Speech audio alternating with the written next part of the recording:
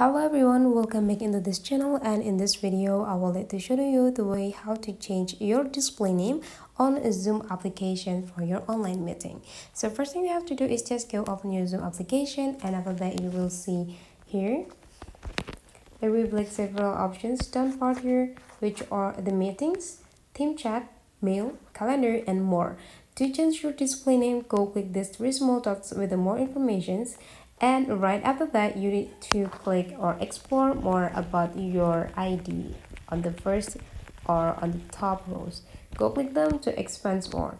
Right on the top boxes there will be several sections which are the account, display name, and profile photo or picture.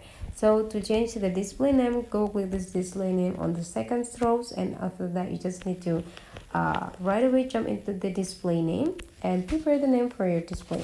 So sometimes the display name is already decided by the host, so you just need to follow the rules. So let's say here you need to enter your number, ID, and after that give it a dash and your name. And after you're done, you just need to go click save and you're done.